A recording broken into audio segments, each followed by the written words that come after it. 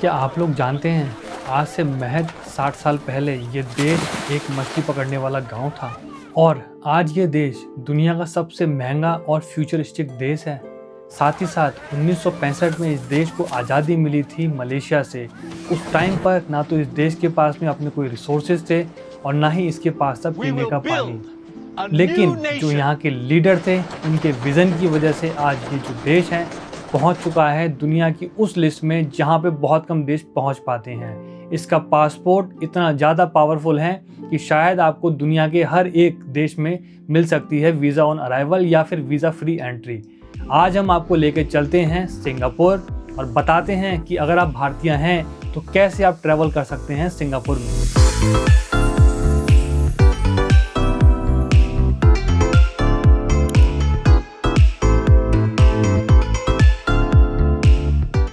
देखिए, अगर आप हैं भारतीय और अगर आप जाना चाहते हैं सिंगापुर तो आपको ये ध्यान रखना पड़ेगा कि सिंगापुर एक ऐसी कंट्री है जो कि वीज़ा ऑन अराइवल की फैसिलिटी इंडियंस को नहीं देती है एज ऑन टुडे, बट आपको वो ई वीज़ा की फैसिलिटी देती है।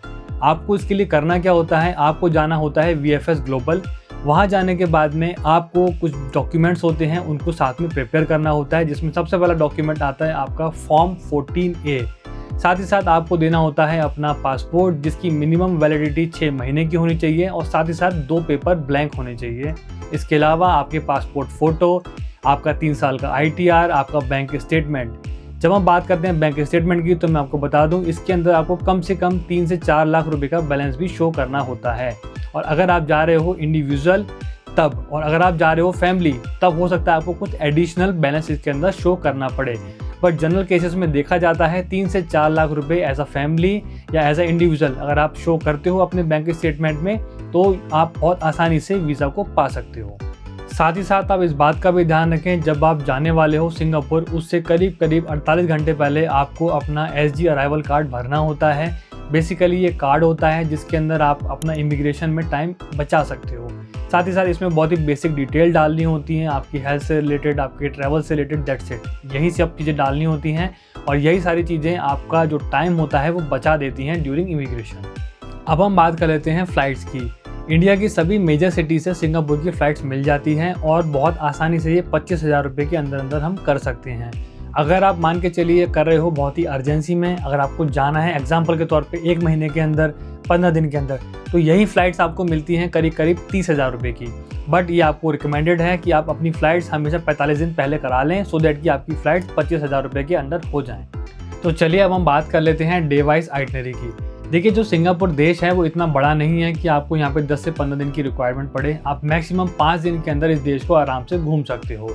आपको प्लान करने हैं ये 5 दिन बहुत ही केयरफुली। तो सबसे पहले हम बात करते हैं डे 1 की। डे 1 पे आप फ़्लाइट लीजिए इंडिया से और इंडिया से फ़्लाइट लेके आप पहुँचिए सिंगापुर। सिंगापुर का जो चांगी एयरपोर्ट है वो दुनिया के सबसे सुंदर एयरपोर्ट्स में से एक है। वहाँ जाके आप करिए अपना इमिग्रेशन क्लियर और इमिग्रेशन क्लियर करने के बाद में जो वहाँ का सबसे फेमस द ज्वेल यानी कि जो वहाँ का वाटरफॉल है और दुनिया का सबसे बड़ा इंडोर वाटरफॉल है, वहाँ जाइए, आराम से फ़ोटो क्लिक कराइए, वहाँ के व्यूज़ को एंजॉय करिए और एंजॉय करने के बाद में आप पकड़िए टैक्सी और टैक्सी पकड़ के आप पहुँचिए आपके स्टे पर। अब आप जब पहुँच जाएंगे आपके स्टे पर आप वहाँ पे 1 से 2 घंटा करिए आराम और शाम में आप निकल जाइए नाइट सफारी के लिए, क्योंकि जो सिंगापुर की नाइट सफारी है दुनिया की अकेली ऐसी नाइट सफारी है जहाँ पे आप नाइट में जानवरों के साथ में एक एक्सपीरियंस ले सकते हो सफारी के दौरान। आप इस तरीके से अपने इस दिन को कर सकते हो ख़त्म। अब हम बात करते हैं डे 2 की। डे 2 पे आप सुबह उठिए और उसके बाद में आप जाइए गार्डन बाय द बे। वहाँ पे आप अच्छे से एंजॉय करिए, अपना आधा दिन वहाँ लगाइए। उसके बाद दोपहर में खाना खाइए। खाना खाने के बाद में आप शाम में निकल जाइए मरलायन के लिए। ये मरलायन वही है जो कि सिंगापुर का आज की डेट में एक प्रतीक है, क्योंकि अगर आप वहाँ जा रहे हो तो इसके साथ में फ़ोटो कराना तो मस्ट है। वहाँ जाके फ़ोटो क्लिक कराइए। उसके बाद में आप जा सकते हो मरीना बे स्काई पार्क, वहाँ जा सकते हो। साथ ही साथ में आप चाहो तो वहाँ के ऑब्जर्वेशन डेक को भी एक्सपीरियंस कर सकते हो जिसका टिकट आपको क्लूक के थ्रू मिल जाता है। बेसिकली ये एक डेक है, वहाँ से आपको जो सिंगापुर की स्काई लाइन है वो देखने का एक अनुभव मिलता है। आप चाहो तो इस वाले अट्रैक्शन पॉइंट को भी अपने आइटनरी में डाल सकते हो। इस तरीके से आप ख़त्म कर सकते हो आपका डे 2। अब हम बात करते हैं डे 3 की। देखिए, जो डे 3 है आपका ये होने वाला है बहुत ही स्पेशल, क्योंकि इस दिन आप करने वाले हो बहुत सारे एडवेंचर। इस दिन आप सुबह सुबह उठने के बाद में जाइए सेंटोसा आइलैंड और वहाँ पे पूरे दिन एंजॉय करिए यूनिवर्सल स्टूडियो को। यूनिवर्सल स्टूडियो वही है जो कि हमने हमारी पुरानी वीडियोस में आपके साथ में शेयर करा है अलग अलग देशों का। साथ ही साथ जो यहाँ का यूनिवर्सल स्टूडियो है वो भी एक तरीके से मस्ट गो प्लेस है। आप वहाँ जाके अपने बचपन की सभी यादों को ताज़ा कर सकते हैं। वहाँ की जो राइड्स हैं वहाँ पे भी आप उनको एंजॉय कर सकते हैं और इस तरीके से आप चाहो तो अपना डे 3 आप कर सकते हो कंप्लीट। अब हम बात कर लेते हैं हमारे डे 4 की। डे 4 आप रिजर्व रखिए सिंगापुर जू जाने के लिए और इसका टिकट आपको मिल जाता है क्लूब के थ्रू। सिंगापुर जू जो है वो अपने आप में ही काफ़ी फेमस है बिकॉज वहाँ पे अलग अलग देशों के जानवर आपको देखने को मिल जाते हैं। साथ ही साथ बहुत सारे इंटरनल एक्टिविटीज़ भी वहाँ पे होती हैं। आप चाहो तो उसको भी इंजॉय कर सकते हो। जू देखने के बाद में अगर आपके पास में टाइम है तो आप विंग्स ऑफ टाइम का शो भी देख सकते हो, या आपके पास में थोड़ा सा और टाइम है तो आप जा सकते हो लिटिल इंडिया या चाइना टाउन। वहाँ जाके आप आराम से वहाँ की वाइब को एंजॉय करिए, खाना खाइए और उस दिन को अपना इस तरीके से आप कर सकते हो ख़त्म। अब हम बात कर लेते हैं डे 5 की। डे 5 पे आप सुबह उठ के निकल जाइए ऑर्चिड रोड के लिए। वहाँ जाके आप कर सकते हो ब्रांडेड शॉपिंग। साथ ही साथ दिन भर शॉपिंग करने के बाद में दोपहर में करिए आप अपना लंच, और लंच करने के बाद में आप चाहो तो शाम में निकल सकते हो मुस्तफ़ा के लिए। ये एक ऐसी जगह है जहाँ पे आपको काफ़ी सारा सस्ता सामान मिल जाता है और साथ ही साथ जो कपड़े वगैरह हैं ये भी काफ़ी रीज़नेबल रेट में मिल जाते हैं। आप चाहो तो वो शॉपिंग कर सकते हो, अपने लव वंस के लिए गिफ्ट ले सकते हो। इस तरीके से आप अपना डे 5 कर सकते हो फिनिश।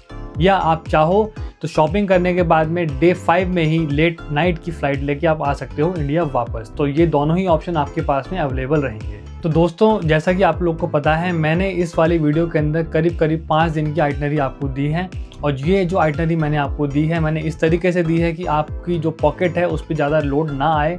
तो अब मैं बात करता हूँ आपसे इसके बजट की, क्योंकि हमारी जो ट्रिप है वो सिर्फ 5 दिन की है और हमने जो एक्टिविटी करी है काफ़ी लिमिटेड करी हैं। तो अगर मैं बात करता हूँ बजट की तो सबसे पहले इसमें हमारा खर्चा आता है वीज़ा का, जो कि अप्रॉक्सीमेट आता है हमारा 3100 रुपये का। दूसरा खर्चा जो आता है इसके अंदर वो आता है हमारा फ़्लाइट्स का, जो कि होती हैं हमारी करीब 25,000 रुपये की। तीसरा जो इसमें बड़ा खर्चा आता है हमारा आता है होटल्स का। मैं मान के चलता हूँ कि अगर आप जा रहे हो तो 4,000 रुपये का एक डिसेंट होटल आपको मिल जाएगा और आप 4 दिन के लिए होटल लेने वाले हो, क्योंकि 5th डे की नाइट में आप लोग कर लोगे वापसी भारत के लिए।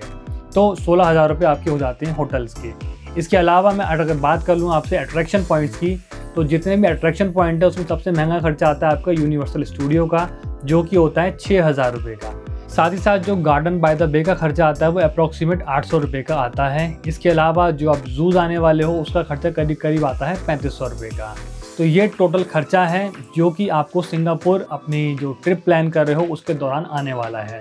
तो अगर मैं इसको एज अ नेट समराइज़ करने की कोशिश करूं तो मोटा मोटा आपका खर्चा आता है 55,000 से 60,000 रुपये के बीच में। इसके अंदर जो अट्रैक्शन जो मैंने आपको बताए थे, मैंने बहुत सारे अट्रैक्शन इसमें अभी नहीं जोड़े हैं, क्योंकि वो इंडिविजुअली डिपेंड करता है पर्सन पे कि उसको कितने और अट्रैक्शन उसमें ऐड ऑन करने हैं या डिलीट करने हैं। बट अगर आपको मिनिमम जाना है अपने बजट के साथ में और मैक्सिमम आपको एंजॉय करना है, तो जो आइटनरी मैंने आपको बताई है, जो बजट ब्रेकडाउन मैंने आपको बताया है, आप उसको फॉलो कर सकते हो बहुत ही ज़्यादा आसानी से। मात्र 55,000 रुपये में एक पूरी ट्रिप को कंप्लीट कर सकते हो। दोस्तों मैं उम्मीद करता हूँ आज की वीडियो आपको काफ़ी पसंद आई होगी। आज की वीडियो काफ़ी छोटी थी बिकॉज मैंने सिर्फ वही चीज़ें कवर करी हैं जो कि मैंडेटरी थी। अब मैं आपसे एक छोटी सी रिक्वेस्ट करता हूँ, अगर आपको हमारा काम पसंद आ रहा है तो प्लीज़ हमारे चैनल को सब्सक्राइब करिए, इस वीडियो को लाइक करिए, और जल्दी ही हम एक नया एपिसोड, एक नई वीडियो आपके साथ में लेके आने वाले हैं नेक्स्ट वीक। तब तक के लिए थैंक यू।